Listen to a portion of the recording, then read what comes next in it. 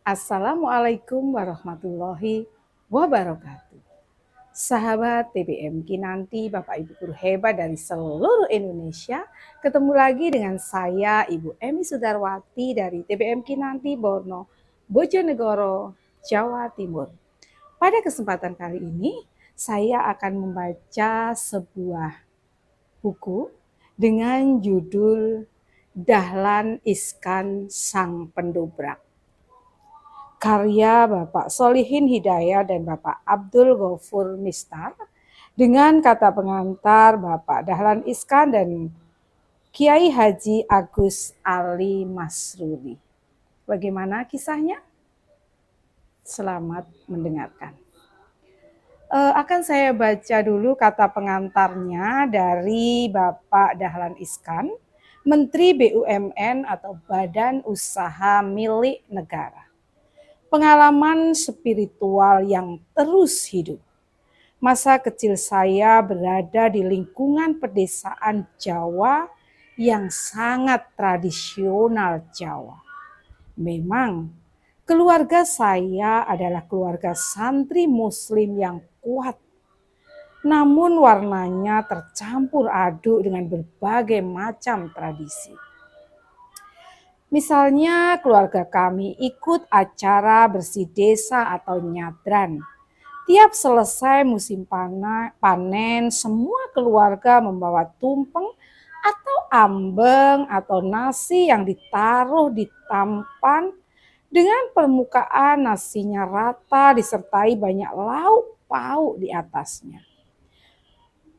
Nasi tersebut dibawa ke kuburan yang letaknya kira-kira setengah kilometer dari rumah saya.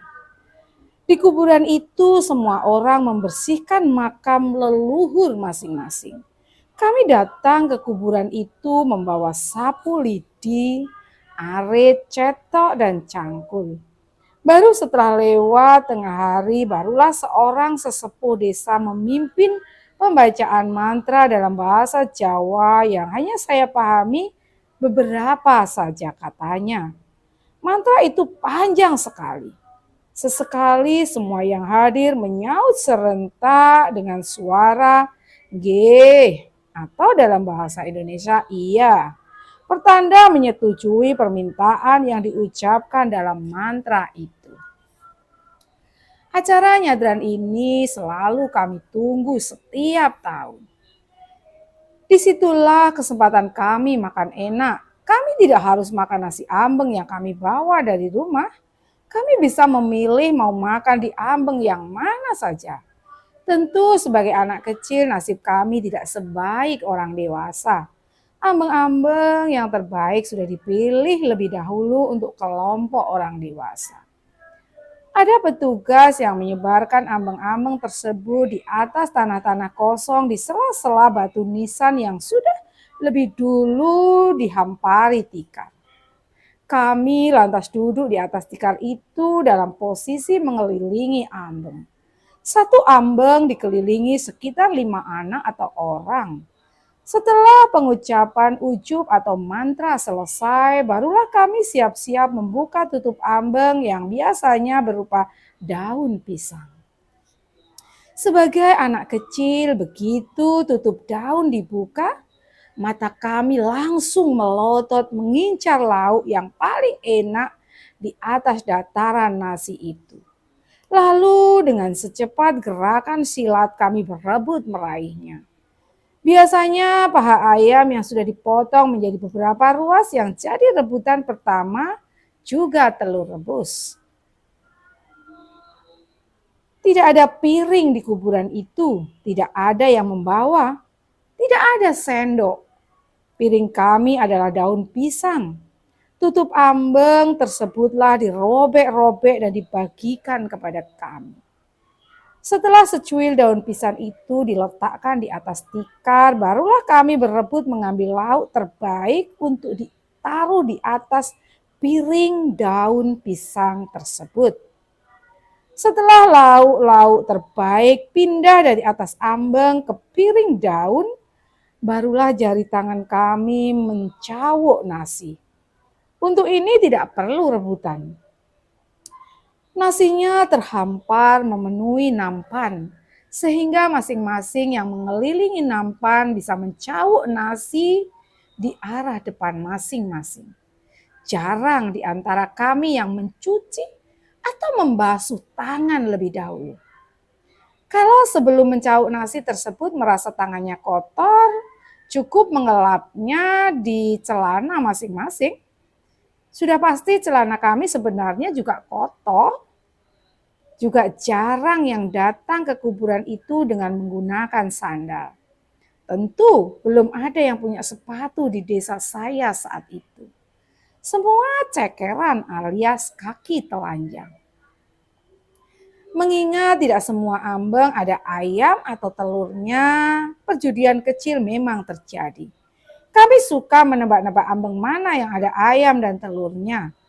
Kadang sesekali kami mencuri, mengintip dengan cara menyibak daun penutupnya sedikit. Lalu memperhatikan ambeng yang sudah diincar tersebut akan ditaruh di sebelah nisan sebelah mana. Kesitulah kami akan membuntuti nanti. Kalau nasib lagi jelek, kami hanya dapat ambeng yang isinya tempe, serundeng, atau parutan kelapa yang digoreng. Atau rempah, yaitu parutan kelapa dicampur kentang dan dibumbui lombok. Dibentuk seperti bakso kecil, warnanya orange. Biasanya makanan di ambeng tadi tidak habis dimakan, maka masing-masing membungkusnya dengan daun pisang bekas alas makan tadi. Cara membungkus makanan sisa itu menggunakan teknik tertentu. Saya termasuk ahli melakukannya. Banyak yang membungkusnya sembarangan, tapi bungkus saya rapi. Bungkusan itulah yang disebut berkat. Berbeda dengan desa lain, di desa saya tidak ada pagelaran ledek atau tarian tradisional di acara nyadran. Saya tidak tahu mengapa, mungkin ledek-ledeknya habis dipakai di desa lain, sementara di desa atau duku saya tidak mempunyai ledek. Kenduren atau makan-makan dengan cara seperti itu tidak hanya dilakukan saat bersih desa atau nyadran. Di dukuh kami, dukuh Kebun Dalem, desa Tegal Arum, Kecamatan Bendo, Magetan, memiliki sebuah masjid kecil yang disebut Langgar. Semacam masjid keluarga, seluruh penduduk dukuh Kebun Dalem memang masih ada hubungan keluarga dekat. Kenduren seperti itu juga dilakukan di langgar kami, bahkan lebih sering tiap Maulid Nabi, Isra Mi'raj, Nifsu Sa'ban, Nuzulul Quran, Syawalan atau 7 hari setelah Idul Fitri, Idul Adha, 1 Suro dan Rebo Wekasan. Rebo Wekasan ini konon tradisi Syiah, yakni untuk memperingati wafatnya anak-anak Sayyidina Ali bin Abi Thalib, yakni Sayyidina Hasan dan Sayyidina Husain. Kenduren untuk Rebo Wekasan ini dilakukan setengah hari usai sholat zuhur. Kenduren Idul Adha, Idul Fitri, dan Sawalan dilakukan jam 8 pagi seusai sholat Idul Fitri atau Idul Adha. Hanya kenduren Sawalan yang ambengnya bukan berupa nasi, melainkan ketupat atau lontong dengan sayur yang disebut sayur lodeh. Sedang kenduren lainnya dilakukan jam 8 malam setelah sholat Isya. Kalau di dalam nyadran, kenduren dilakukan di kuburan. Untuk peringatan hari-hari besar Islam itu dilakukan di langgar. Kalau di kuburan, ambeng disebar di sela-sela nisan. Di langgar ini ambeng disebar di lantai masjid. Kami mengelilingi ambeng dan ajang menumpahkan sayurnya ke lantai mengenai sarung-sarung kami. Ketika belakangan ada gerakan sholat Idul Fitri atau Idul Adha dipindah ke lapangan, kami tidak sekaligus menghapus tradisi kenduren ini. Kami mengambil jalan kompromi. Usai sholat di lapangan, kami berbondong-bondong ke langgar untuk kenduren. Setelah itu, kami berbondong-bondong ke makam leluhur masing-masing dengan membawa bunga. Jelaslah, salat Id di lapangan merupakan gerakan Muhammadiyah. Tapi tahlilan kenduren adalah tradisi ahli sunnah. Sedangkan di makam dan bentuk makam itu sendiri merupakan warisan Syiah. Begitulah, saya dibesarkan di lingkungan yang menggunakan banyak tradisi dan ajaran. Ada kejawen, ada ahli sunnah, ada Muhammadiyah, dan ada praktik Syiah. Itulah yang membentuk jiwa saya. Semua tradisi itu hidup di benak saya sampai sekarang seperti melihat gambar hidup. Yang lebih unik lagi, keluarga kami juga mengamalkan terkait ilmu tasawuf aliran minoritas. Syatariah, ajaran yang selalu mengingatkan perlunya menyadari sangkan paraning dumadi. Dari mana kita berasal dan akan kemana kita kembali setelah mati. Ajaran ini mengutamakan perlunya latihan keikhlasan dalam hidup sehari-hari. Latihan ikhlas ini penting atau melalui zikirhu dalam sebuah ritual mujahadah, zikir bidah, dan laku juhud. Jemaah syariah diajarkan berlatih ikhlas yang sebenar-benar ikhlas. Karena suatu saat nanti manusia harus bisa mengikhlaskan barang miliknya yang paling berharga, yaitu nyawa. Menyiapkan diri untuk menghadapi sakaratul maut adalah tujuan tertinggi lewat berlatih ikhlas secara sungguh-sungguh. Bukan main sulitnya berlatih ikhlas ini. Tingkat kesulitannya digambarkan dalam ajaran tarekat Syatariah yang dirumuskan dalam bahasa Jawa ini. Rumpil mergane, abot sanggane, gede pengorbanane, sampurno wusanane. Begitu sulit jalan menuju ikhlas, tapi sesulit apapun harus dijalani. Karena tujuan akhir yang sangat mulia, kematian yang sempurna yang dalam istilah modern sering disebut husnul khotimah. Husnul khotimah begitu mudah diucapkan, namun jalan menuju ke sana tidak semudah mengucapkan rumpil dalam bahasa Jawa. Tidak hanya berarti sulit, tapi juga mengandung arti tambahan berbahaya. Abot sanggane berarti beban yang sangat berat, karena bisa jadi latihan ikhlas itu memberi beban sampai ke batiniahnya. Bahkan nasib harus ditambah pengorbanan yang besar. Saya melihat 3 sosok yang menghayati semua itu. Ayah saya, ibu saya, dan seorang sufi yang masih tergolong keluarga bernama Mbah Sihu. Saya tidak tahu nama beliau sebenarnya, karena di desa itu yang terpenting adalah nama panggilan. Saya baru tahu nama ibu saya ketika saya sudah besar. Saya hanya tahu ibu saya Bulis. Setelah SMA atau Alia baru saya tahu bahwa Bulis itu adalah Siti Khalisah. Bahkan untuk Mbak Suhu saya baru tahu nama sebenarnya adalah Hanawan. Dan itu setelah saya bekerja sebagai wartawan. Mbak Suhu tinggal di Duko Selosari, Prambon, Sewulan, tidak jauh dari makam leluhur kami di Sewulan. Mbak Suhu mengesankan seluruh keluarga kami karena laku sufinya. Kemanapun tidak pernah naik kendaraan umum maupun sepeda. Mbak Suhu selalu jalan kaki. Termasuk kalau ke rumah kami yang jaraknya kira-kira 30 km. Kami juga tidak pernah melihat Mbak Suhu makan sesuatu, nasi maupun kue. Mbak Suhu hanya minum kopi. Suatu saat ketika saya berumur 5 tahun, saya diajak orang tua untuk silaturahmi ke Selosari dan ziarah ke Sewulan. Meski tujuannya tidak untuk sowan ke Mbah Sihu, hampir pasti akan ketemu Mbah Sihu. Ketika orang-orang tua lagi silaturahmi, saya main-main di halaman masjid. Saat itulah tiba-tiba saya didekati Mbak Sihu dengan pakaian hitam-hitamnya dan dengan sarungnya yang diselimpangkan. Lalu saya digendong untuk diangkat ke satu ruangan gelap di dalam makam di sebelah masjid. Di situ saya ditelanjangi lalu digeletakkan di lantai yang dingin. Lama sekali Mbak Sihu mengucapkan berbagai macam kalimat dalam bahasa Arab yang saya belum mengerti jenis doa atau lainnya. Orang tua saya bingung mencari di mana saya. Tapi ketika ada yang memberitahu bahwa saya dibawa Mbak Sihu ke kuburan, semuanya heran apa gerangan yang terjadi.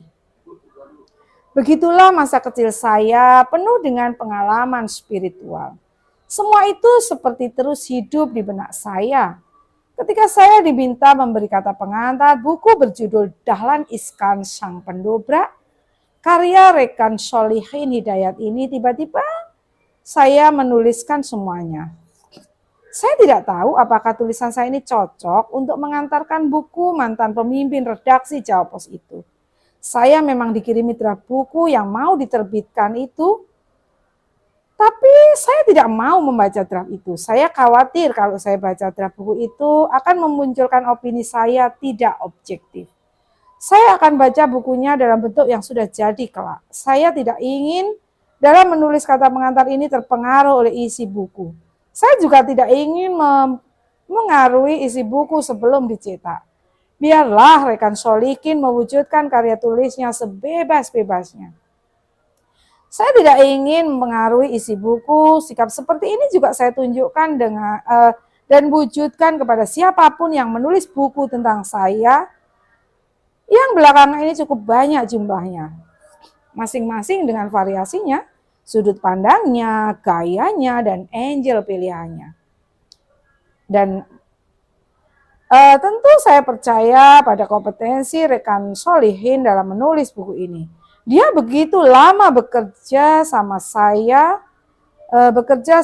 dengan saya di Jawa Pos. Dialah generasi pertama intelektual di Jawa Pos, angkatan wartawan pertama Jawa Pos yang sengaja direkrut untuk memperkuat redaksi Jawa Pos yang lagi berada di tahap pertama fase berkembang. Waktu itu tahun 1982, Jawa Pos yang hampir mati diambil alih kelompok majalah Tempo. Saya sebagai kepala biro tempat Jatim diminta untuk memimpin Jawa Pos.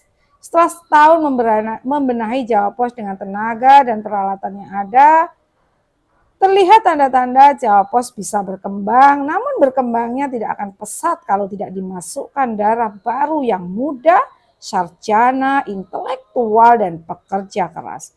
Maka saya memutuskan untuk merekrut wartawan baru dengan kriteria sarjana.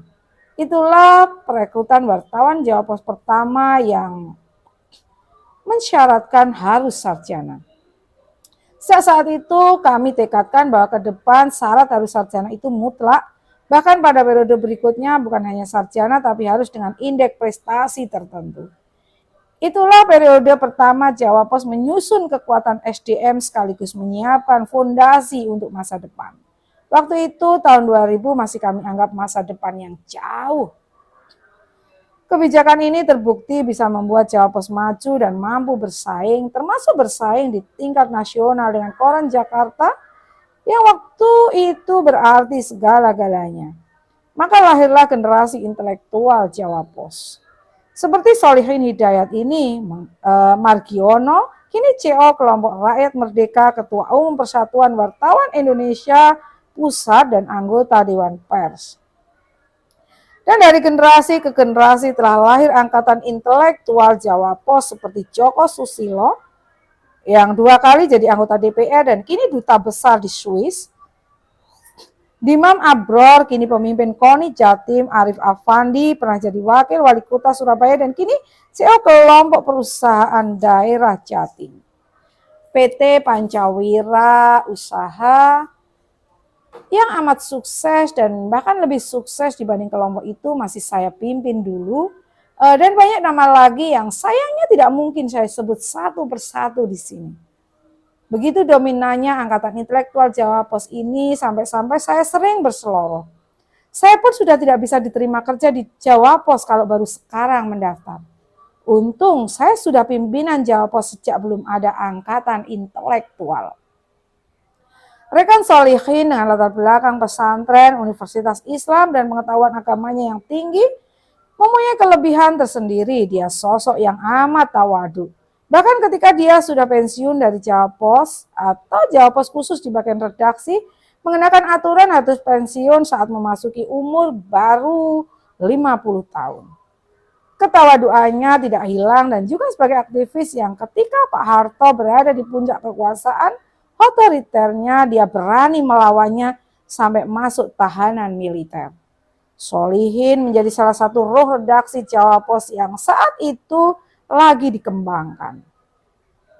Oleh karena itu, ketika akhirnya saya menjadi Menteri BUMN, saya minta dia untuk membantu saya mengawasi salah satu BUMN yang cukup besar, yaitu Bulog.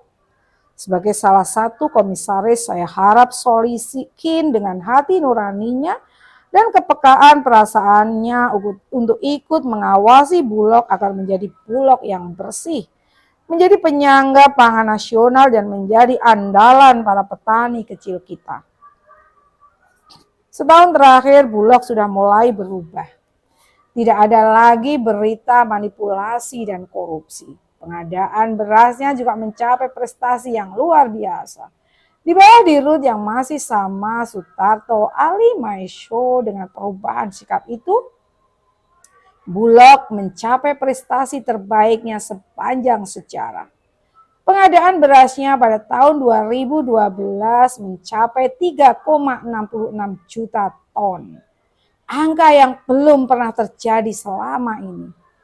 Buku ini yang akan sama-sama kita baca tentu akan banyak faedahnya.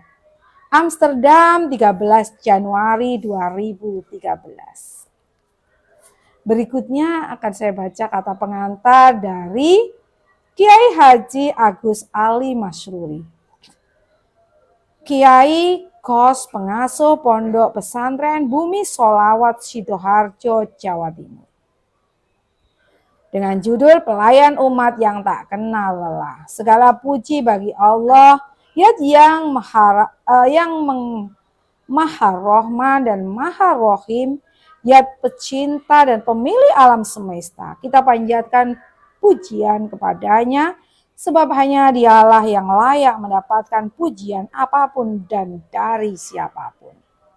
Sholawat dan salam mari kita haturkan kepada junjungan kita Nabi Muhammad SAW. Manusia paling sempurna, manusia paling mulia dan paripurna. Semoga kita termasuk ke dalam golongan orang yang senantiasa mencintai dan memuliakannya. Amin. Subhanallah, Amirul Mukminin Sayyidina Ali bin Abi Thalib RA telah berkata, memuji seseorang lebih daripada yang ia berhak menerimanya sama saja dengan menjilatnya. Tetapi melainkan pujian bagi yang berhak menerimanya menunjukkan kebodohan atau kedengkian. Kini manusia semakin angkuh dengan dirinya, tidak ada orang lain yang mereka kenal. Rasa kasih sayang memudar, cinta empatik terkikis, keserakahan tumbuh di mana-mana, kepedulian sirna, kejujuran tiada, tragisnya keharmonisan hubungan antar sesama punah. Di sisi lain banyak orang kehilangan diri sendiri karena ia gagal memaknai kesulitan, cobaan dan rintangan sebagai penderitaan. Padahal sunatullah menentukan bahwa setiap kesulitan di sana ada kemudahan, di balik cobaan ada kelapangan, dan di antara rintangan ada jalan keluar. Dalam dunia usaha, politik, dan ekonomi, jatuh dan bangun adalah suatu yang biasa. Dibutuhkan mental yang tahan banting, ulet fokus dalam usaha, mewujudkan impian menjadi kenyataan. Buku yang ada di tangan saudara yang berjudul Dahlan Iskan Sang Pendobrak yang ditulis oleh Sholihin Hidayat dan Abdul Ghafur Mistar kiranya cukup membantu dan mendorong kita untuk cerdas memaknai kesulitan dan rintangan. Bercermin dari seorang tokoh yang sederhana, Dahlan Iskan namanya. Dalam buku ini banyak sekali pelajaran dan contoh berharga yang diberikan sosok Dahlan Iskan sebagai seorang pekerja yang ulet, cerdas memaknai dan membaca tanda zaman. Karena seorang bisa dikatakan sukses bila ia mampu melalui rintangan dan tantangan. Banyak orang yang salah dan keliru memaknai kesuksesan. Kesuksesan hidup seringkali dimaknai sebagai sebuah kemakmuran, kekayaan, kedudukan, dan sesuatu yang menyenangkan. Sebagian orang menganggap sukses adalah tercapainya keinginan. Jika sukses dilambangkan kedudukan yang tinggi, kekayaan yang melimpah, Dahlan Iskan adalah seorang menteri yang punya jawab pos. Maka pertanyaan yang muncul, apakah keinginan Dahlan Iskan itu terpuaskan dengan hal yang tercapai? Jawabannya bisa Anda baca dalam buku Dahlan Iskan Sang Pendobrak. Untuk mengetahui dan mendapatkan gambaran umum siapa sebenarnya Dahlan Iskan, yaitu sosok yang sederhana, pemberani, pekerja keras, dan punya komitmen keumatan yang kuat. Karena ada kaidah baku dalam kehidupan bersosial. Sikap kasar hanya melahirkan antipati, sikap emosional hanya mengundang kebencian, sikap kasih sayang mampu membuat lunak hati yang keras. Menarik simpatik orang lain di sekitar kita.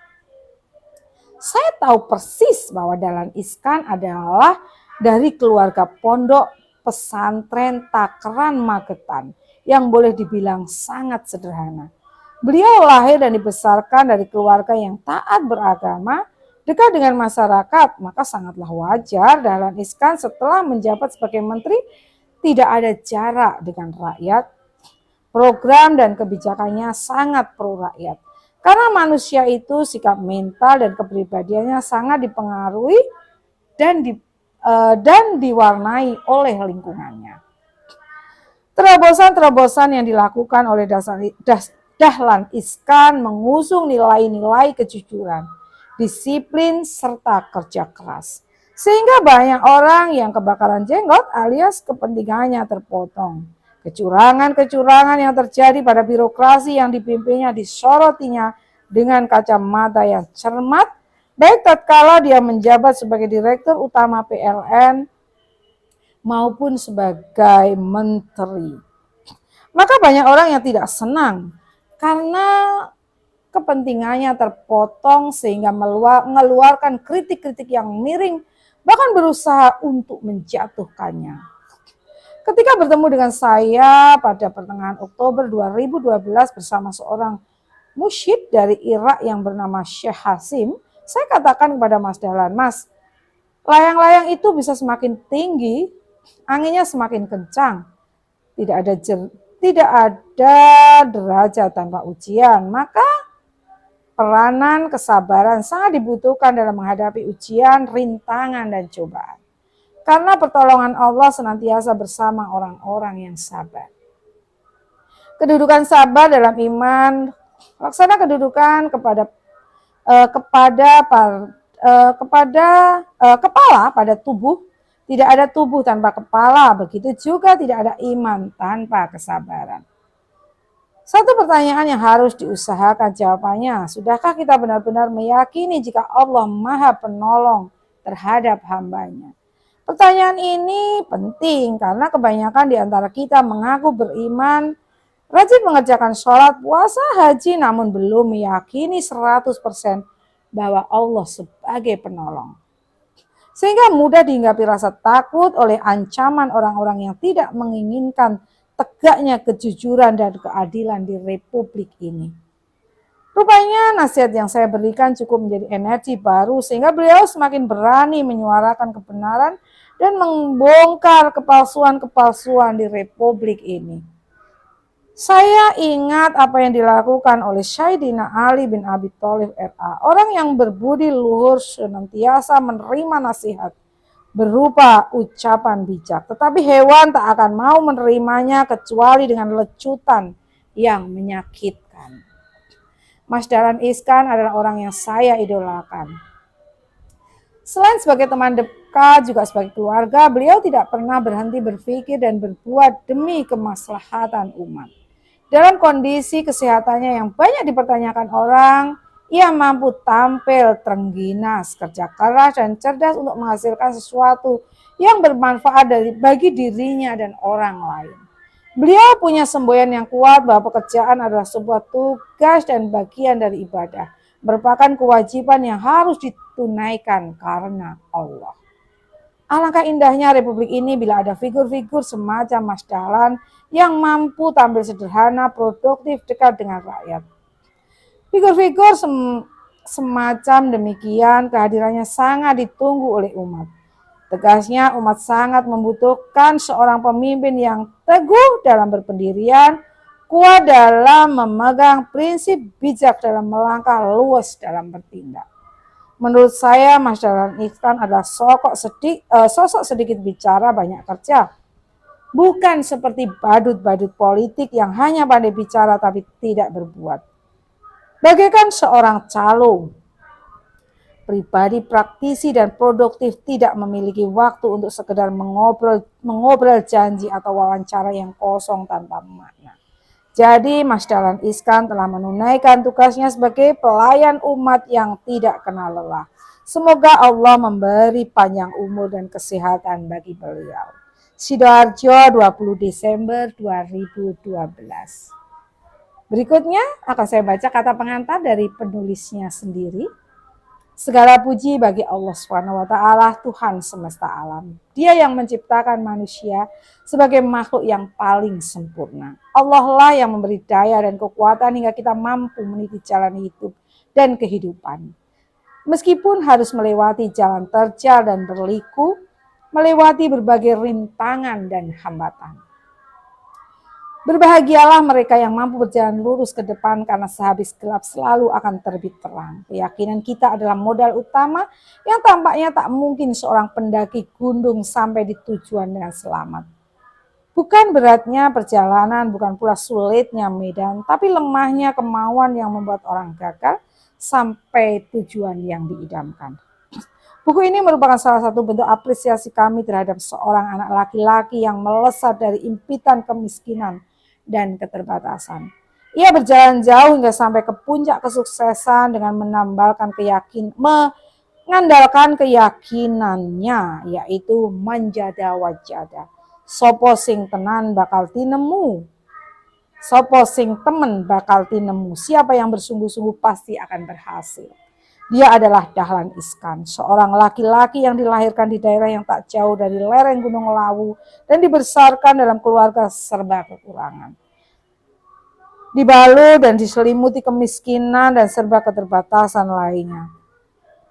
Berkat tekadnya yang membara dan kesanggupannya bekerja keras serta komitmennya yang kuat istiqomah, dia berhasil menaklukkan ruang dan waktu yang mencengkeramnya dari segala sisi. Dia berhasil keluar sebagai pemenang dalam hidup ini dan menorehkan kebebasan bagi dirinya sendiri, keluarganya, sanak saudaranya, handai tolan dan beribu orang yang ada di sekitarnya.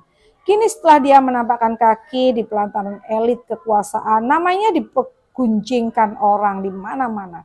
Dari mulai mereka yang berkantor di istana hingga tukang becak yang cangkruan di warung kopi. Mereka seperti telah akrab dan mengenal dengan baik sosok Dahlan Iskan. Banyak alasan mengapa nama Dahlan Iskan asik dan menarik dibicarakan. Mulai dari seorang yang menteri nyentrik lah, menteri yang tak mau menerima gaji lah, menteri yang tak malu naik ojek lah, menteri yang suka nyopir sendiri lah, menteri yang tak mau fasilitas negara lah, menteri yang suka jalan kaki dan senam kebugaran bersama ibu-ibu di Monas. Menteri yang siap kerja keras siang malam tanpa memerhitungkan keuntungan bagi pribadi dan keluarganya. Di mata rakyat, sosok seperti Dahlan Iskan memang pantas dipergunjingkan, diperbincangkan, dijadikan topik bahasan. Dia ibarat bunga liar yang tumbuh di tengah kering keruntangnya jiwa anak-anak bangsa yang nyaris kehilangan harapan. Juga seperti sebuah oase yang mampu memberi seteguk air di tengah gurun pasir yang gersang. Walau hanya seteguk, setidaknya sudah mampu membasahi tenggorokan dan menghilangkan rasa haus. Ketika rakyat makin a priori dengan penyelenggaraan kekuasaan yang kian korup, dengan perilaku hukum yang kian jauh dari keadilan, dengan praktik demokrasi yang makin tidak memihak pada rakyat, Dahlan Iskan justru hadir dengan seberkas cahaya lilin di tangan. Walau hanya secercah cahaya, cukup menjadi bukti bahwa dalam kegelapan tetap selalu ada seberkas sinar harapan. Tentu saja penulis cuma mampu merekam sebagian kecil dari jejak perjalanan yang panjang dan berliku. Pergaulan penulis selama 30 tahun dengan Dahlan Iskan serta intensitas komunikasi menjadi modal kami menuliskan buku ini. Ditambah lagi dengan interaksi selama Dahlan menjadi Dirut PLN dan Menteri Negara BUMN, paling tidak bisa melengkapi catatan ini.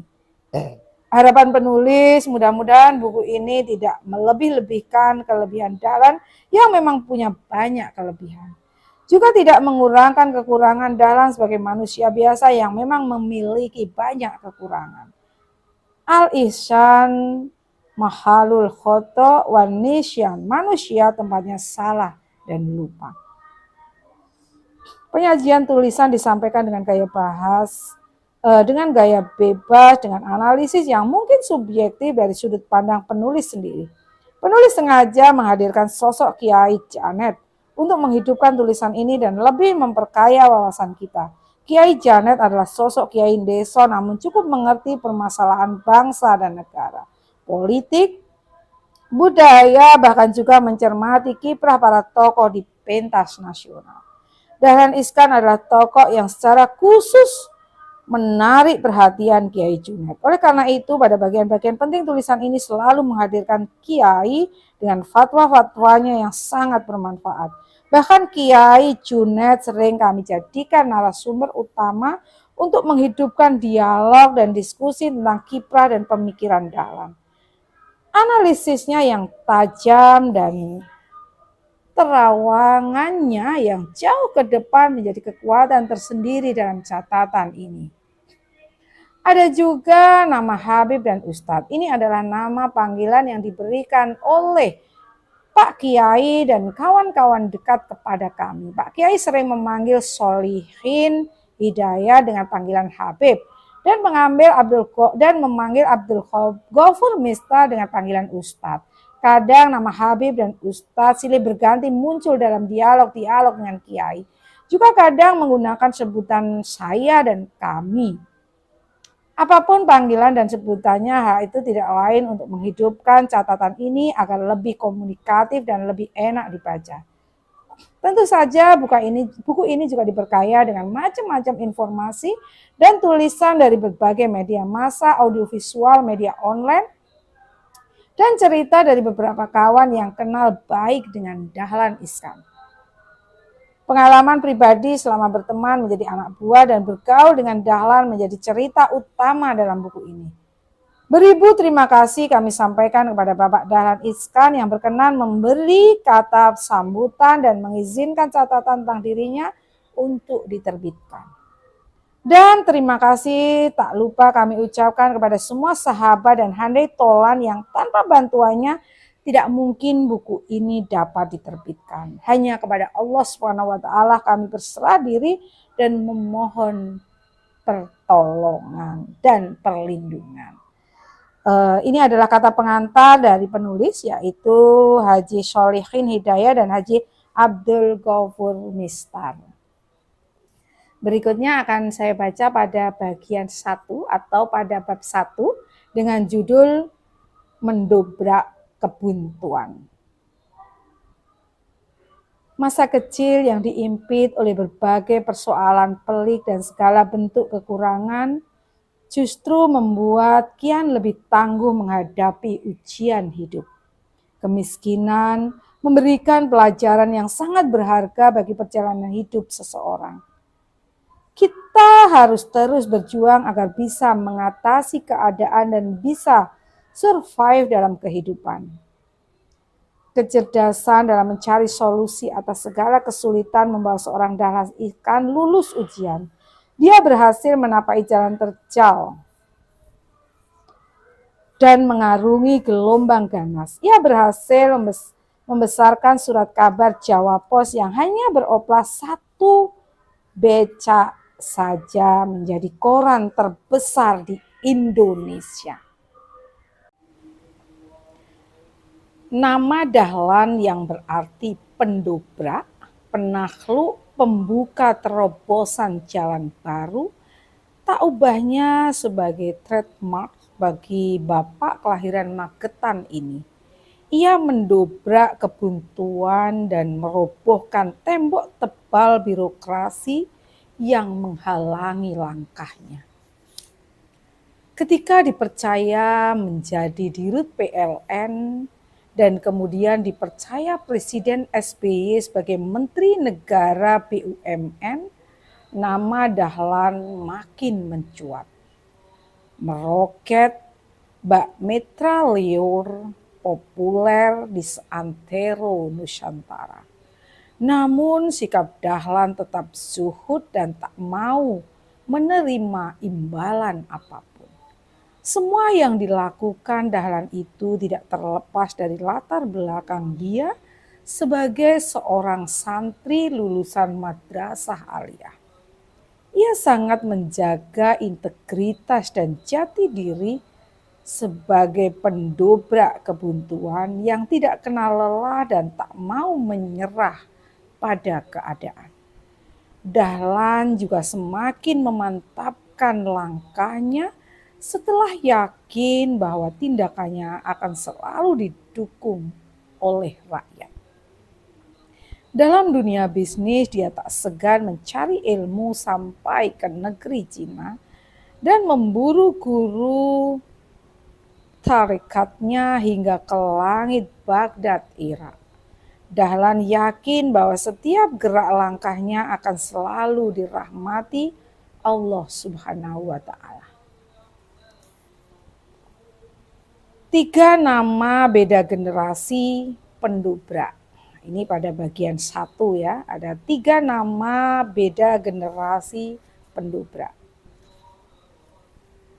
Setidaknya ada 3 putra Indonesia yang namanya memiliki arti pendobrak, penerobos, penakluk atau pembuka jalan, yakni Kiai Haji Ahmad Dahlan, Kiai Haji Abdurrahman Waqid atau Gus Dur, yang nama aslinya adalah Abdurrahman Ad-Dakhil, dan ketiga Haji Dahlan Iskan.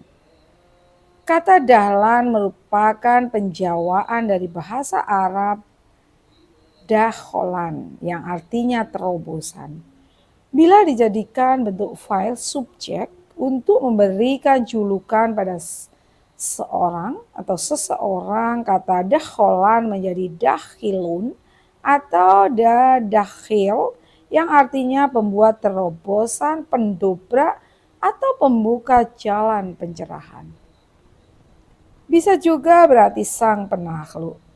Dalam sejarah Islam, tokoh yang mendapat gelar Ad-Dakhil adalah seorang anak muda keturunan Bani Umayyah yang lolos dari pembantaian di Al-Hajjaj bin Yusuf, salah seorang jenderal Abbasiyah yang menaklukkan Daulah Amawiyah. Anak muda itu bernama Abdurrahman. Dia berhasil lolos dari kejaran tentara Abbasiyah yang penumpas habis seluruh keluarga dan keturunan Bani Umayyah. Dia lolos karena sudah dianggap mati setelah menceburkan diri ke sungai Efrat dan menghilang di telan gelombang. Akan tetapi di kemudian hari anak laki-laki keturunan Bani Umayyah itu justru berhasil membangun kerajaan Islam baru di Andalusia Spanyol yang sangat terkenal dalam sejarah Islam. dan dia diberi gelar oleh sejarawan dengan sebutan Abdurrahman Ad-Dakhil atau Abdurrahman Sang Pendobrak, Sang Penerobos, Sang Penakluk atau Sang Pembuka jalan baru sejarah Islam di bumi Eropa. Kiai Haji Ahmad Dahlan Gus Dur yang nama kecilnya Abdurrahman Ad-Dakhil dan Haji Dahlan Ihsan pasti tidak bisa dipersandingkan satu dengan yang lain. Apalagi kalau ketiganya dipersamakan dengan Abdurrahman Ad-Dakhil, jelas berbeda setting dan jalan sejarahnya. Karena memang di antara mereka memiliki karakteristik dirinya masing-masing. Mereka hidup di zaman yang berbeda dan punya torehan sejarah yang berbeda pula. Lingkup pengaruhnya pun amat berbeda antara satu dengan lainnya. Karena itu ketiganya memang tidak bisa dipersamakan. Akan tetapi siapapun pasti setuju bahwa mereka itu sama-sama putra bangsa Indonesia yang cerdas, jujur, pemberani, pendobrak, berkemauan keras, berwawasan kebangsaan luas, sangat mencintai tanah air, berani berkorban demi bangsa dan sanggup mempertaruhkan jiwa raga demi kemaslahatan bangsa dan negara. Lebih dari itu, ternyata tiga nama tersebut sama-sama punya karakter yang menarik dan nyentrik dalam beberapa sisi kehidupannya. Kehidupan sehari-hari Kiai Haji Ahmad Dahlan, pendiri Perserikatan Muhammadiyah ini dikenal sebagai sederhana dan cenderung pendiam. Dari sosoknya nyaris tak tergambarkan pikiran-pikiran besar gerakan pembaharuan Islam yang di kemudian hari menggelora di dalam jiwanya. Presiden Soekarno menjuluki Kiai Haji Ahmad Dahlan sebagai sosok sepi ing pamrih rame ing gawe, atau pribadi yang sedikit bicara tetapi banyak bekerja. Walaupun Kiai Haji Ahmad Dahlan mempunyai darah biru keulamaan, dia sama sekali tidak pernah membawa nasabnya itu ke dalam wacana gerakan pembaharuan yang dipimpinnya. Karena itulah intelijen Belanda menyebut Kiai Haji Ahmad Dahlan sebagai harimau Jawa yang siap menerkam imperialisme Belanda di Indonesia. Walaupun sosoknya lemah lembut, miayeni, tapi hampir semua orang terpelajar di zamannya berhasil ia taklukkan menjadi pengikutnya.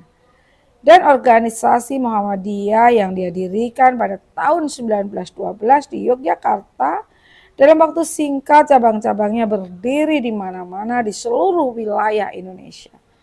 Nama Ahmad Dahlan dan pikiran-pikiran pembaharuan dan pergerakannya menginspirasi golongan terpelajar di bumi Nusantara.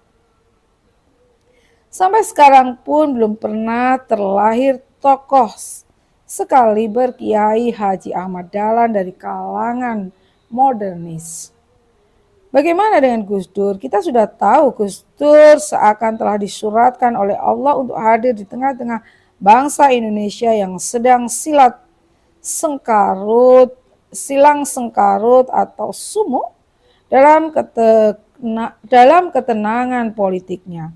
Gus Dur menjadi pemecah kebuntuan pada saat bangsa ini terimpit di jalur demokrasi yang semakin tidak jelas juntrungannya. Seperti orang mau melahirkan tetapi tak tahu caranya, serba takut dalam keyakinannya, serba ragu-ragu dalam kepastian yang dibuatnya sendiri.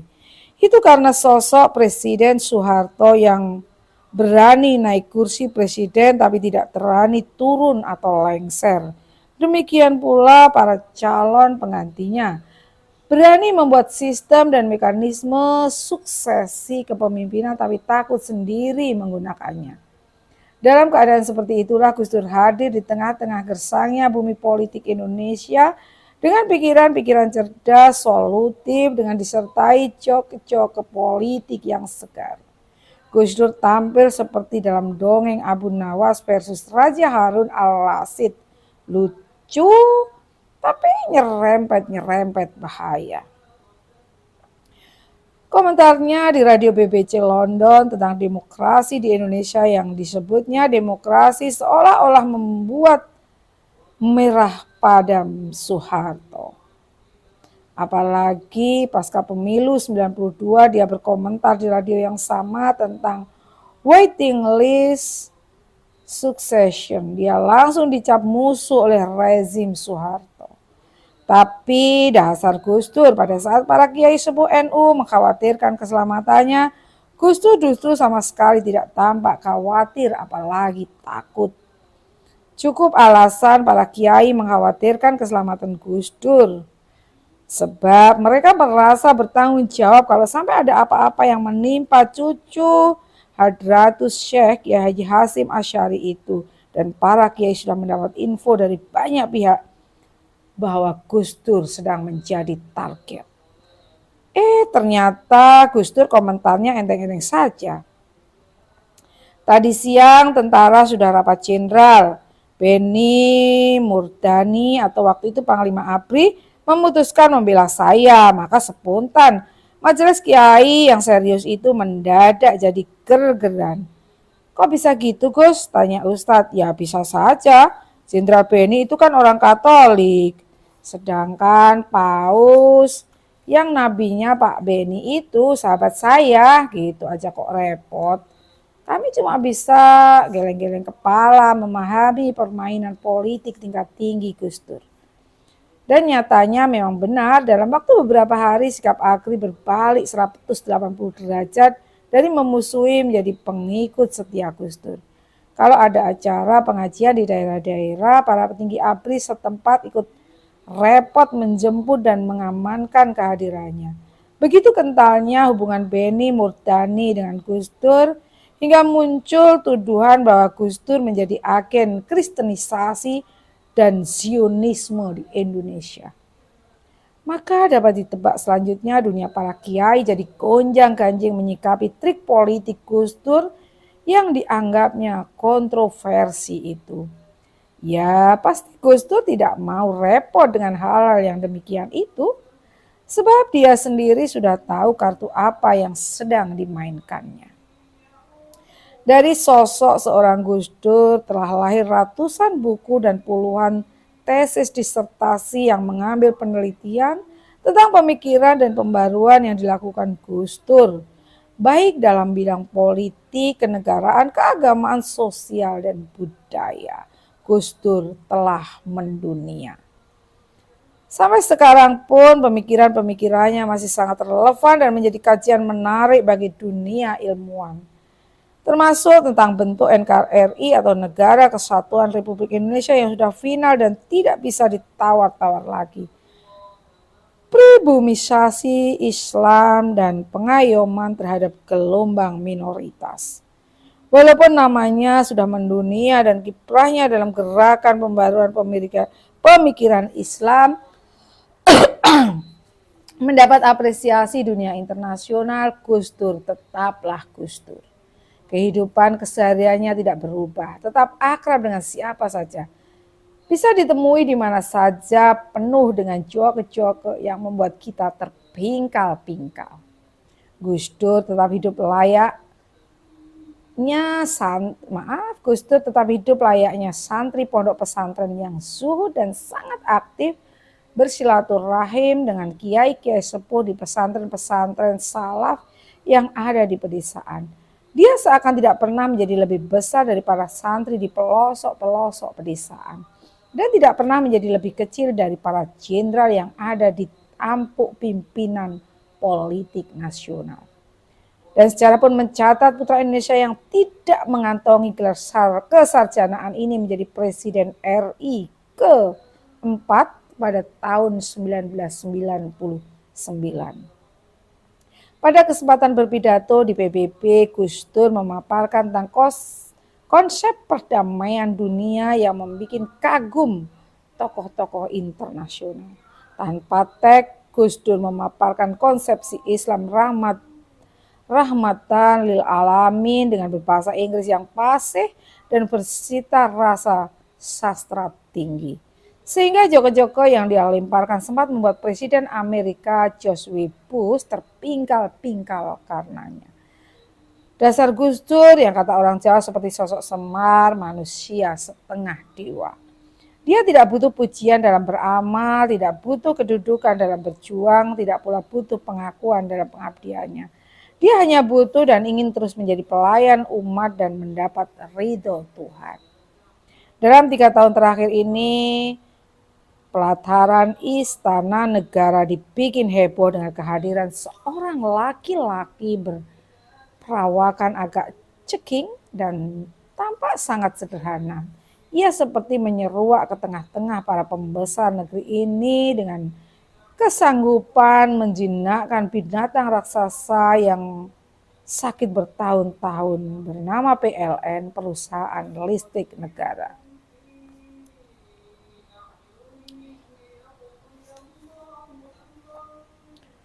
Ia seperti menyeruak ke tengah-tengah para pembesar negara ini dengan kesanggupan menjinakkan binatang raksasa yang sakit bertahun-tahun bernama PLN atau Perusahaan Listrik Negara. Tentu saja banyak pihak yang pesimistis mencibir, bahkan terang-terangan menolak kehadirannya di sana. Sejumlah karyawan melakukan demo saat kali pertama Dahlan Iskan muncul di kantor PLN. Laki-laki ini bernama Dahlan Iskan, anak kelahiran Magetan 17 Agustus 1951 di Takran, Magetan. Dia cuma mengantongi ijazah madrasah aliyah, seorang wartawan sejati dan sama sekali tidak mengerti urusan setrum dan voltex. Kehadiran Dahlan persis seperti dongeng Joko Tingkir yang ikut sayembara menjinakkan Kepu Edan di tengah alun-alun Kadipaten Demak. Presiden SBY membawa Dahlan ke istana untuk menjinakkan PLN, tentu bukan tanpa alasan. Sebagai presiden 2 periode, dia pasti merasakan bahwa ibarat binatang raksasa PLN ini sudah sangat lama terkena virus anjing gila. Berganti-ganti dokter dan pengasuh, tetap saja penyakitnya tidak sembuh-sembuh. Biar sesuka-suka dia. Mungkin saja Presiden SBY mendapat wangsit dari langit bahwa yang bisa menjinakkan penyakit PLN itu harus orang yang tidak pernah bersentuhan dengan ilmu kelistrikan. Sehingga dia dipertemukan dengan sosok yang bernama Dahlan Iskan. Dari Padepokan Geraha Pena Surabaya. Ya, mungkin begitu. Dan benar, ketika Dahlan harus diadu dengan kekuatan raksasa PLN yang selama ini ngidap-idapi, ternyata PLN dalam waktu singkat dapat jinak dan patuh pada perintahnya. Rakyat seluruh Indonesia bersorak hore sebab listriknya tidak lagi biarpet seperti yang dulu-dulu. Juga sambungannya meluas hingga desa-desa tanpa kendala birokrasi yang bulat dan jelimet. Ketika dipanggil Presiden SBY ke istana dan ditawari jabatan Dirut PLN, sebenarnya Dahlan sudah menolak. Berkali-kali dia katakan kepada Presiden bahwa dirinya baru saja sembuh dari sakit parah dan hanya lulusan madrasah aliyah setingkat SMA. Dia tidak pernah diajari soal kelistrikan, struk generator, genset, turbin, dan sebagainya. Saya hanya belajar hadis, mustalah hadis, Nazwus, Syarah, Safib, dan Balaghoh. Sama sekali tidak pernah diajarkan kepada saya ilmu setrum, trafo, turbin. Begitu cerita Dahlan dalam berbagai kesempatan. Meski sudah berkali-kali dijelaskan seperti itu, toh Presiden SBY tetap menjatuhkan pilihan kepada Dahlan. Yang saya harapkan dari Pak Dahlan di PLN adalah manajemen dan kepemimpinannya. Ucap Dahlan menirukan penjelasan Presiden. Dahlan menerima amanat sebagai Dirut PLN, dia mengajukan syarat tidak mau menerima gaji dan fasilitas apapun dari perusahaan negara tersebut. Padahal gaji sebagai Dirut PLN itu besar. 150 juta rupiah, tegas Dahlan dalam berbagai kesempatan. Tidak ada pidato macam-macam dalam acara serah terima jabatan, dia langsung bekerja. Semboyan yang sampai sekarang digunakan oleh PLN adalah kerja, kerja, kerja. Dia adalah sang pendobrak kebuntuan dan pembongkar semua tembok dan sekat pembelenggu kemajuan PLN. Dahlan mampu membuktikan semua itu. Gebrakan dia untuk membuat PLN terus menyala dan tidak biarpet lagi. PLN dibuat tenang terus dan terus terang. Gerakan sejuta sambungan diluncurkan untuk memberi kesempatan kepada penduduk Indonesia yang selama ini belum mendapat sambungan listrik. Rakyat Indonesia menaruh simpati dan mengapresiasi kinerja laki-laki yang suka memakai sepatu kets itu. Berhari-hari wajahnya menghiasi berita di TV dan koran-koran ibu kota. Gebrakan-gebrakan Dahlan sangat signifikan, sangat mendasar, menyentuh relung paling dalam penyakit yang diidap PLN. PLN jadi terang terus dan terus terang. Kontan saja tak sedikit para ahli setrum memuji kinerja dan kesaktian Dahlan yang mampu merenovasi semua penyakit PLN dalam waktu yang singkat. Tak genap 2 tahun tanpa harus mengamputasi organ-organ penting di dalamnya. Anak ini memang luar biasa, kata Bang One.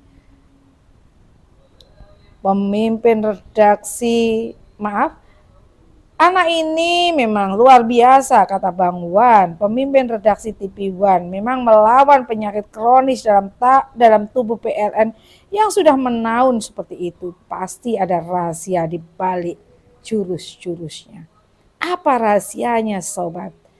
Tanya sentilan-sentilun dalam acara talk show di Metro TV. Saya tidak punya jurus rahasia, kata Dahlan Inglan dalam acara yang dipandu Slamet Raharjo dan Butet Kertarajasa. Hanya saja saya berterus terang pada keluarga besar PLN bahwa saya hadir di PLN tidak mau menerima gaji. Tidak menggunakan fasilitas apapun dari perusahaan, saya datang di PLN hanya ingin memperbaiki dan memajukan perusahaan vital milik negara ini. Titik.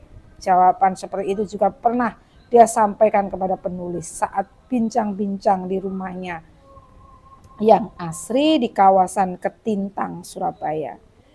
Itulah rahasia, bos, komentar Habib yang juga nonton TV bersama kami, Pak Kiai Junet, juga ngaji di musola yang merangkap profesi sebagai dalang wayang kulit urun Sabtu. Katanya, menurut Pak Pedalangan, sakabe goro-goro aratan bagebluk lan penyakit kan disebabno dengki, meri lan angkara ora bisa diusoto dening sapa wae kejaba dening satriya kang betah luwih prigel tapane sempurna lelakune tur jembar pendalapi. Apakah inilah orangnya seperti itu, Pak Ustadz? Ditanya begitu, Ustadz cuma tertawa, kemudian membisiki Kiai Janet. Malah lebih dari itu, Kiai. Pak Dahlan itu kaya raya. Oh, Kiai Junet mantuk-mantuk. Apa maksudnya Pak Dahlan tidak mau menerima gaji, yang tidak mau menggunakan dan tidak mau menggunakan fasilitas perusahaan seperti itu? Tanya Andi F. Noya, host acara Kick Candy dalam sebuah acara talk show di Metro TV. Dahlan menjawab sambil tersenyum-senyum. Ya, tidak ada maksud apa-apa. Hanya saja dalam pikiran saya, kalau saya nantinya mengajak teman-teman di PLN bekerja keras, saya tidak mau terbebani dengan soal-soal seperti itu. Di samping itu, sampai sekarang saya merasa sudah cukup mampu membiayai diri saya sendiri dalam menjalankan tugas-tugas itu. Jadi Pak Dahlan tidak ingin mencari tambahan pendapatan dengan bekerja keras sebagai dirut PLN. Tidak, saya memang nawaitu atau berniat tidak mencari uang di PLN. Saya sampaikan kepada Bapak Presiden bahwa saya mau membantu beliau semata-mata ingin mengabdikan sisa hidup saya semaksimal mungkin untuk bangsa dan negara. Jelas Dahlan. Hadirin pun bertepuk tangan salut. Berapa sih kira-kira kekayaan Dahlan Iskan? Kok sepertinya tidak ingin tambahan duit lagi, kejar Kick Candy. Dahlan senyum-senyum dan tampak kesulitan menjawab pertanyaan yang teramat terus terang itu. Ya pokoknya sudah cukuplah. Anak saya 2 orang, kalau nanti saya mati, anak cucu saya tidak akan habis makan warisan saya hingga 7 turunan. Hadirin diam terkesima. Ustadz yang juga nonton TV diam-diam tidak menyangka. Tidak menyangka juga kalau Bos Dahlan sudah sekaya itu sekarang. 7 turunan itu dengan kualitas hidup nomor 1 loh. Kalau sebatas kualitas hidup kaya, Ustadz seperti ente ini bisa nggak habis 100 turunan. Kata Habib sambil tertawa ngakak. Buset, gumam Ustadz. Sebenarnya hobi Pak Dahlan itu apa sih? Kok selama ini kesannya Pak Dahlan cuma asik bekerja dan bekerja saja. Ditanya hobinya, Dahlan tampak belingsatan. Dia kerepotan menjawab, iya ya, hobi saya itu ya bekerja. Ya saya suka dengan pekerjaan. Ia tertawa sendiri seperti melihat lelucon dalam dirinya. Orang-orang di panggung juga hadirin ketawa-tawa sambil malu-malu, termasuk Kiai Junet yang nonton TV di sebelah Ustadz terpingkal-pingkal seperti menertawakan kami. Ngapain tertawa terus Pak Kiai? Tegur Ustadz. Rasanya hati ini kurang enak. Jangan-jangan Kiai Junet memang sengaja meledek kita-kita ini yang memang malas bekerja dan sama sekali tidak mau menjadi follower Dahlan Iskan. Gak apa-apa Ustadz, cuma saya ternyuh saja, jawab Kiai enteng. Ternyuh gimana maksudnya Pak Kiai? Kami masih tidak bisa menerima jawaban itu. Maksud saya, kok bisa ya hidup ini kebalik seperti itu. Yang sudah kaya raya seperti Pak Dahlan gak punya hobi apa-apa selain bekerja. Lah yang uangnya pas-pasan seperti kita ini malah banyak banget hobinya. Yang hobi singing lah, hobi eating kek, hobi touring kek, dan masih banyak lagi. Apa nggak salah cetak otak kita ini? Kiai Junet seperti bertanya pada dirinya sendiri. Kami sempat dongkol, ternyata benar.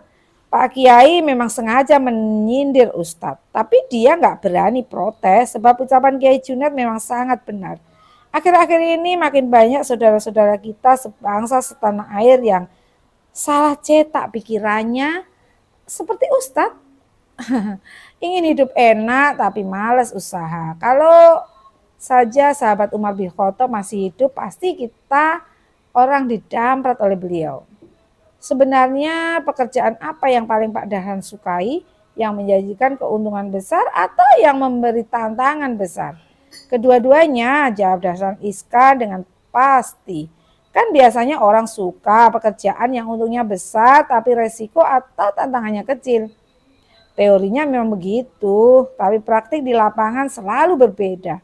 Orang yang mengharapkan untung besar dan sedikit resiko itu adanya hanya di undian. Di dunia nyata, bisnis semacam itu tidak ada. Keuntungan besar hanya dapat diperoleh dengan kerja keras, memeras otak, tenaga dan pikiran serta waktu yang sepadan. Bekerja bukan sebuah proses spekulasi tetapi proses integrasi. Semua potensi diri untuk diwujudkan dalam bentuk kreativitas pekerjaan.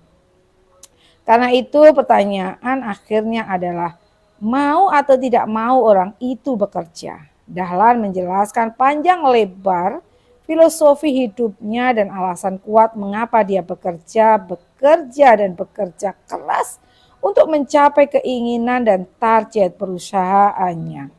Bos Dahlan ternyata pintar banget, Bib, komentar Ustadz. Gundulmu bro, kalau nggak pintar ya nggak digandeng Presiden SBY ke istana kepresidenan, jawab Habib Sohib. Bos Dahlan ini sambil mencibir Ustadz. Maaf, beliau adalah Sohib Bos Dahlan ini sambil mencibir Ustadz. Acara Metro TV pun istirahat sejenak, memberi kesempatan pada iklan yang mau titip duit, dan kami pun melanjutkan jagongan di teras depan. Kembali Kiai Junet menegaskan bahwa Allah Subhanahu wa taala memang Maha Adil dan Maha Bijaksana. Ada kemungkinan Dahlan Iskan yang diberi berkah kebugaran dan kesembuhan itu memang sengaja diperpanjang umurnya untuk mengisi ruang transisi Indonesia yang hampir kehilangan panutan seperti saat ini. Tampaknya Dahlan diberi kesempatan untuk membuktikan kiprah dan pengabdiannya di zaman ini. Dahlan menjadi pendobrak berbagai macam kebuntuan, tembok dan sekat-sekat birokrasi yang menghambat kemajuan. Dia runtuhkan dengan memberikan solusi yang cerdas. Untuk ketemu Menteri Dahlan misalnya, tidak usah di ruang kerjanya dengan terlebih dahulu mengajukan surat permohonan menghadap atau memberitahu dulu ajudan atau sekretaris. Maaf, Dahlan memang tidak punya ajudan dan orang khusus yang mengatur jadwal kerjanya. Segala persoalan seberat apapun bisa disampaikan dan didiskusikan di mana dan kapan saja dengan Dahlan. Berkali-kali Habib menyaksikan rakyat biasa menghadap Dahlan dengan seenaknya, maaf karena tidak ada janji dan tidak melalui ajudan. Mengadukan persoalan yang menimpa dirinya, soal pegawai BUMN yang tidak naik-naik pangkatnya, soal tanah warga yang diserobot, soal perebutan lahan antara penduduk dan PTPN dan sebagainya. Dahlan tak suka formalitas dan basa-basi. Kalau ada yang datang membawa persoalan dan dia merasa tidak memberi solusi, ya dia bilang tidak bisa dan tidak mampu. Ia juga tidak menggunakan powernya sebagai Menteri BUMN untuk menekan pihak tertentu atau anak buahnya agar menyelesaikan suatu permasalahan. Tapi jika secara pribadi tidak bisa karena dia juga tidak mau menyalahgunakan kekuasaannya, maka dia selalu memberi saran dan jalan keluar untuk berbagai persoalan. Mudah-mudahan Dahlan bisa mengambil teladan baik dari tokoh-tokoh panutan kita, khususnya Kiai Haji Ahmad Dahlan, Kiai Haji Abdurrahman Wahid. Walaupun bidangnya berbeda, Dahlan diharapkan bisa memperbarukan paradigma pembangunan dengan kerja, dan kerja. Bisa menjadi tokoh alternatif yang terus menggelorakan semangat kerja dan pengabdian tanpa pamrih menuju masyarakat Indonesia yang sejahtera lahir batin. Kiai Haji Ahmad Dahlan sangat berperan di bidang pembaharuan pemikiran Islam dan pola keberagaman, bidang sosial dan kemasyarakatan. Kiai Haji Abdurrahman Wahid alias Gus Dur yang multitalenta, yang hampir menguasai semua bidang, ia sangat mumpuni di bidang agama, seni budaya, politik, kenegaraan, dan pemikirannya mendunia. Dahlan Iskan selain dikenal sebagai raja media, dia juga inspirator dan motivator bagi anak muda pemilik masa depan. Kerja adalah inspirasi baru dan paradigma baru bagi keberlanjutan pembangunan menuju Indonesia sejahtera. Demi Indonesia sejahtera, Dahlan juga tengah menapai tangga pembangunan ekonomi rakyat melalui BUMN. Ia ingin menjadikan sebagian BUMN sebagai pemain dunia, sebagian menjadi lokomotif pembangunan, dan sebagian lagi bertugas menjaga ketahanan, termasuk ketahanan pangan dan energi. Dahlan bertekad mewakafkan dirinya untuk rakyat, mencurahkan segala pikiran dan tenaganya untuk kemajuan bangsa. Berikutnya akan saya baca pada bab 2 dengan judul Bersahabat dengan Kemiskinan. Selasa 3 Maret 2012, hari menjelang tengah malam, Menteri Negara BUMN Badan Usaha Milik Negara Dahlan Iskan mendadak muncul di rumah susun atau rusun Perumnas Pulau Gebang, Cakung, Jakarta Timur. Para penghuni rusun tercengang dan gembira bercampur dak-dikduk. Sang Menteri Dahlan Iskan ternyata sengaja datang ke sana untuk numpang bermalam di rumah hunian masyarakat akar rumput itu. Ia ingin tahu dan merasakan fasilitas hunian yang ditempati masyarakat kelas bawah. Nah, spontan esok harinya, koran-koran ibu kota dan media online memajang foto sang menteri yang tidur pakai kemul sarung, beralaskan tikar di ruang tamu yang terkesan kumuh itu. Tentu, para wartawan ingin tahu ada maksud apa sang menteri kok berlaku aneh-aneh seperti itu. Dengan nada santai, Dahlan menerangkan bahwa dia ingin merasakan bagaimana rasanya menjadi orang miskin saat ini.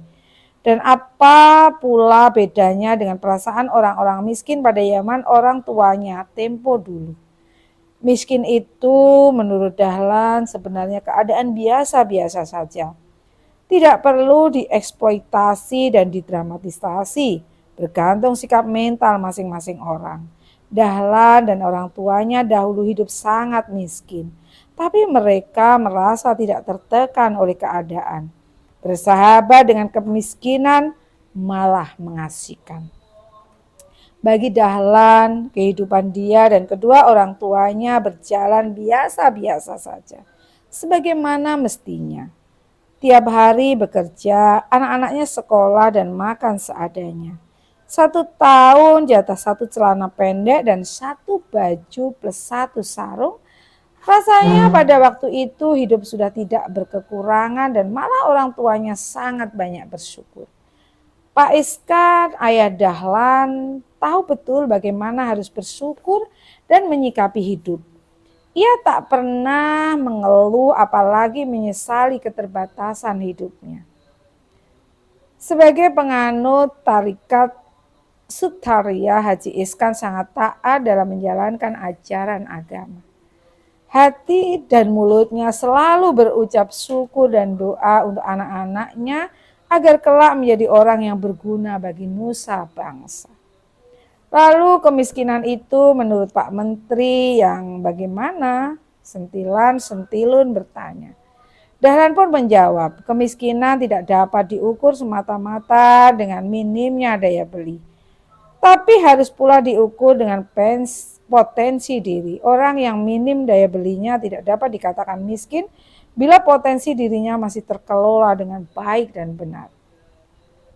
Dahlan juga sering mengatakan bahwa kemiskinan yang dia lihat dan alami pada masa kecil sebenarnya sesuatu yang biasa bagi hidup dan kehidupan manusia. Waktu dia kecil, Dahlan sama sekali tidak melihat dan menganggap bahwa kemiskinan adalah sebuah petaka atau sebuah keterimpitan ekonomi yang harus dibesar-besarkan dan diperdebatkan. Bahkan bagi dia kemiskinan adalah sebuah pelajaran yang sangat berarti bagi kehidupan dia di masa-masa mendatang. Oleh karena itu menurut Dahlan kekayaan yang sebenarnya adalah apa yang ada dalam diri seseorang. Pada kecerdasannya, semangatnya, kemauannya, tekadnya, dan nilai-nilai moral spiritualnya. Orang tua kita dahulu tidak memandang kemiskinan sebagai musuh, melainkan sebagai guru keprihatinan yang benar-benar musuh manusia adalah kebodohan. Oleh karena itu, masih menurut Dahlan, orang tua kita dulu mengajarkan bahwa niat kita menuntut ilmu bukan untuk mencari kekayaan, melainkan untuk menghilangkan kebodohan. Kata orang bijak, ilmu itu cahaya dan kebodohan itu kegelapan. Wah, Pak Menteri kita ini ustadz banget, komentar sentilun. Dahlan tertawa lepas seraya menimpali. Saya ini lulusan madrasah aliyah, Mas Sentilun. Hanya karena nasib jelek tidak menjadi ustadz, tapi tersesat menjadi menteri BUMN. Hahaha. Tapi enggak lah, sejujurnya begini, waktu kecil hidup saya sekeluarga sangat kekurangan. Saya cuma punya 1 baju, 1 celana pendek dan 1 sarung. Adapun orang tua saya seorang guru mengaji, karena itu tidak punya penghasilan yang cukup untuk kebutuhan hidup sehari-hari. Namun kami hidup bahagia karena siraman keyakinan nilai-nilai agama dalam keluarga yang selalu menaungi kami dengan semangat belajar dan menerima keadaan dengan penuh kesabaran. Adapun sarung, sungguh itu benda yang luar biasa serbaguna. Kalau saya lagi mencuci baju, sarung saya kemulkan di pundak saya menggantikan baju. Kalau celana yang dicuci, sarung saya pakai untuk bawahan. Dan kalau lagi ngasak atau mengambil sisa panenan orang kaya, sarung bisa dipakai untuk karung. Begitu Dahlan mengisahkan sebagai jalan hidupnya. Kembali masalah sarung. Kalau perut lagi lapar, sambung Dahlan, sarung diikat kuat-kuat, melilit di pinggang agar perut terganjal dan tidak merasa lapar lagi. Kalau lagi ke masjid, tentu sarung sangat dibutuhkan untuk sholat menghadap Tuhan. Kalau malam-malam dingin, sarung bisa digunakan untuk selimut. Kalau sarung sudah robek, masih bisa dicait lagi. Kalau sobek lagi, masih bisa ditambal. Kalau tambalannya robek lagi, sarung belum tentu pensiun, masih bisa dirobek-robek lagi. Bagian yang besar bisa dijadikan urung bantal dan bagian yang kecil-kecil bisa dipakai popok bayi. Karena itu kata bapak saya, orang harus tetap sabar dan tetap bersyukur bagaimanapun keadaannya agar tetap bisa memberi manfaat hingga akhir hayat. Demikian filsafat sarung menurut Dahlan. Pak Menteri itu sebenarnya lahir tahun berapa sih? Kok sepertinya serem banget keadaan waktu itu? Sentilon pura-pura nggak tahu. Saya lahir tahun 51. Cuman bulan dan tanggalnya berapa orang tua saya tidak ingat. Dahlan senyum-senyum. Tapi di KTP saya bikin tanggal 17 Agustus. Tanggal dan bulan itu buatan saya sendiri. Saya pilih tanggal 17 Agustus supaya gampang diingat. Itu maksud saya. Dia hampir tertawa sendiri. Teman-teman yang nonton acara talk show Dahlan Iskan di Metro TV spontan cekikian. Dahlan sendiri bercerita bahwa tanggal dan tahun kelahirannya ditulis di salah satu sisi lemari kayu. Satu-satunya benda paling berharga di rumah keluarga Dahlan. Suatu kali keadaan memang sudah tidak bisa tertolong lagi. Sakit ibundanya sudah benar-benar akut dan memerlukan biaya besar untuk mengobatinya. Tak ada sesuatu benda pun atau barang berharga yang bisa dijual. Hanya lemari kayu itulah yang bisa dijual untuk sekedar mendapatkan uang cash. Maka berpindah tempatlah lemari itu ke tangan tetangganya. Nah, hilang sudah tanggal dan tahun kelahiran Dahlan yang ditulis di salah satu sisi lemari itu. Bahkan juga catatan-catatan penting lainnya yang sengaja ditulis di sisi-sisi lemari. Akhirnya ibunya yang sakit memang tidak tertolong. Ibunda Dahlan berpulang ke rahmatullah. Kisah tanggal lahir Dahlan memang unik dan amat menarik. Maka Kiai Junet pun langsung komentar. Sohib ente Dahlan Iskan itu memang orang ajaib, Bib, tegasnya.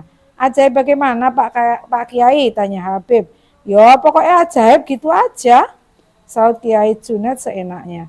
Kasih keterangan yang jelas gitu loh Pak Kiai, jangan berkomentar seenaknya terus titik, gak ada syaratnya, tidak ada penjelasannya, nanti kita bisa salah pengertian. Begini Bib, orang tua yang alim, yang sudah lurus iman dan takwanya kepada Allah pada umumnya sangat mementingkan hari esok atau hari akhir atau tujuan akhir perjalanan. Mereka tidak terpaku pada halaman pertama kehidupan, melainkan terfokus pikiran dan jiwanya pada halaman akhir kehidupan. Kata Kiai, mulai membuka tabir rahasia hidup. Menurut Kiai Junet, tradisi ulama-ulama terdahulu memang seperti itu, melihat akhir perjalanan. Karena itu yang dicatat justru tahun kematian, bukan tahun kelahiran. Dari cerita bos ente, saya yakin bapaknya Dahlan bukan orang sembarangan. Pasti bapaknya Pak Dahlan itu kiai yang arifillah dan doanya mustajabah. Jelas Kiai Junet. Kami tidak berani berkomentar sebab tak punya kepastian dalam hal-hal seperti itu. Hanya saja si Habib dan Ustadz terus mengejar Kiai Junet dengan pertanyaan yang lebih konkret. Kalau menurut Kiai, ngapain bos Dahlan memilih tanggal 17 Agustus? Kok tidak tanggal yang lainnya? Kiai Junet diam tak menjawab, namun Habib memaksa terus. Begini Bib, orang memilih tanggal lahirnya sendiri itu berarti dia sedang memilih simbol bagi kesadaran rohania yang bergejolak di dalam jiwanya. Bos ente, lanjut Kiai, memilih 17 Agustus sebagai tanggal lahirnya berarti ia telah memilih simbol bagi semangat cita-cita dan segala macam khotroh atau kerentek hati yang bergejolak di dalam jiwanya.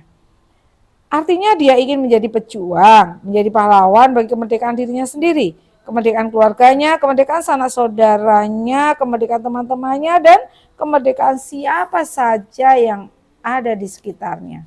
Dan itu sudah terpancar sekarang ini jelas Kiai Janet, Habib, dan Ustadz mantuk-mantuk. Nah sekarang ini bosmu tengah berjuang lebih luas lagi, ingin memerdekakan Indonesia dari cengkeraman koruptor dan mafia-mafia ekonomi negara. Lanjut Kiai Junet, rasanya sangat masuk akal. Masa sejauh itu Kiai? Celetuk Ustadz. Kiai Junet tersenyum lalu menjawab, kalau tidak untuk maksud memerdekakan negara dari belenggu korupsi dan mafia, ngapain dia keroyo-royo bergelut dengan penyakitnya BUMN yang kronis macam itu? Ngapain pula dia banting tulang melawan mafia-mafia di BUMN yang galak-galak itu? Tegasnya sambil menghisap rokok dalam-dalam, dan dia pun batuk-batuk karena tersedak asap rokok. Kami semua tertawa cekikian melihat Kiai Janet cengar-cengir begitu. Sambil nyeruput kopi bareng-bareng, omongan soal dana iklan kita lanjutkan. Ustadz nyeletuk pada Habib tentang hal Ikhwan Bos Dahlan yang tampaknya menghadapi sebuah jebakan untuk menghentikan langkahnya yang terus melejit. Keadaan di Jakarta memang seperti itu, terutama sejak Dahlan membuat surat edaran pada direktur-direktur perusahaan di bawah BUMN agar stop kong kali kong dan main-main anggaran dengan kalangan dewan. Omongan Habib memancing Kiai Janet berkomentar lagi. Kalau soal-soal seperti itu, bukankah persoalan besar bagi orang seperti Dahlan, ujarnya. Lihat saja, Dahlan pasti bisa menjelaskan semuanya dengan gamblang dan rinci. Dan orang-orang yang hasut akan malu sendiri. Percayalah pada saya, tegas Kiai Janet. Yakin banget pada terawangan Kiai. Ustadz nyeletuk. Kiai Janet ngisap rokok lagi sambil memutar-mutar jari tangannya. Sejenak kemudian melanjutkan menanggapi komentar Ustadz. Itu bukan penerawangan Ustadz, tapi analisis. Orang kalau sudah seperti Pak Dahlan itu menganggap kritik bukan lagi sebagai tantangan, melainkan sebagai jembatan menuju sukses. Kritik dari manapun datangnya akan selalu dia lewati dengan tenang dan santai. Orang-orang yang mengkritik kinerja sosok seperti Dahlan Iskan dengan maksud ingin menghalang-halangi langkahnya justru akan menjadi tangga mempercepat kesuksesan Dahlan. Ucap Kiai mantap banget. Analisis seperti itu apa ada kitab sebagai rujukannya Pak Kiai? Tanya Ustadz berkelakar. Kiai Junet langsung melempar bungkus rokok yang kosong pada Ustadz seraya menimpali. Aslinya kitab-kitabnya memang ada, cuma belum terbit. Kiai langsung nyincing sarungnya seakan hendak cabut pulang. Tetapi Habib rupanya masih ingin mengerumpi lebih lama lagi dengan Kiai Junet. Maka ia berusaha membujuk Kiai antik ini agar tidak segera pergi. Ngapain buru-buru Kiai, di sini saja. Kita belum selesai Bahsul Masyail. Bahsul Masyail apa, Beb? Ya, Bahsul Masyail tentang Al-Ikhwan Bos Dahlan lah. Sekalian kita membahas situasi terkini tentang negara kita, Pak Kiai. Kita juga nunggu Pak Slamet, penjual sate keliling itu. Selain secara berkala kita diskusi dengan Kiai Janet, kami memang punya forum Bahsul Masyail Sigro atau forum pembahasan masalah-masalah kecil yang digelar secara rutin sebulan sekali. Forum tersebut membahas berbagai persoalan aktual mulai pusat sampai masalah regional dan lokal. Kiai Janet sering kali juga ikut hadir di forum yang dihadiri sekitar 20 sampai 30 ustadz dan kiai yang digelar secara bergilir di rumah jamaah. Kalau sambil nunggu Ustadz Slamet sih oke Bib. Kiai Janet senyum-senyum. Tentang Bos Dahlan dan kemiskinan tadi bagaimana menurut Kiai? Begini Bib, saya ini termasuk orang miskin karena hari-hari rezeki saya dikirim Allah pada keluarga saya pas-pasan. Keluarga saya pas-pasan saja, tetapi jangan ente keburu menyangka bahwa saya hidup tidak bahagia. Dan jangan coba-coba membandingkan kebahagiaan saya dengan tetangga saya yang bupati itu. Tutur Kiai Junet setengah menyindir. Apa maksudnya itibar atau perumpamaan seperti itu Kiai? Ustadz ikut menyela. Maksud saya begini. Kiai Junet mengubah posisi duduknya. Tangan kanannya mengelus-elus janggutnya yang tidak berjenggot. Layaknya ulama besar yang sedang berfatwa. Begini Bib, pendapat Pak Dahlan itu 100% betul dan benar, cocok dengan wasiat para nabi dan para wali. Apanya yang cocok Pak Kiai? Habib tampak penasaran. Menurut pakemnya para nabi, kemiskinan itu bukanlah aib dan bukan pula musuh bagi manusia. Justru kemiskinan itu bisa dijadikan batu lompatan yang sangat berharga bagi manusia yang berbakat. Kata Kiai Junet memulai membuka tabir spiritual hasil perenungannya. Kemiskinan, lanjut Kiai, dapat menjadi obat pemicu semangat. Kemiskinan bisa menjadi cambuk pemecah kebuntuan akal. Kemiskinan ibarat api yang dapat memaksa seorang laki-laki terjun ke laut mengarungi gelombang nasibnya. Maka benar ucapan Dahlan ini kan orang harus tetap bersyukur dalam keadaan apapun. Fatwa Kiai Junet sangat serius. Habib mantuk-mantuk mengiyakan. Adapun yang benar-benar musuh dan harus diperangi oleh manusia adalah kebodohan. Maka nabi-nabi mewajibkan setiap orang mencari ilmu sepanjang hidupnya agar tidak bodoh.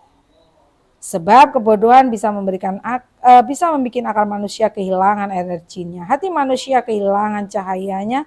Kecerdasan berubah menjadi kebodohan tegasnya. Dan akibat kebodohan manusia bisa tertipu oleh keadaan. Lama-lama dirinya sendiri tidak menjadi penipu dan pembuat gelap keadaan.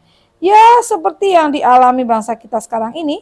Kebodohan macam apa yang melanda orang-orang di Senayan itu? Versi Kiai Junet, ada Menteri BUMN yang nyurati anak buahnya agar tidak kong kali kong dalam menjalankan bisnis perusahaan milik negara. Kok malah ada pihak yang tersinggung dan berulah macam-macam.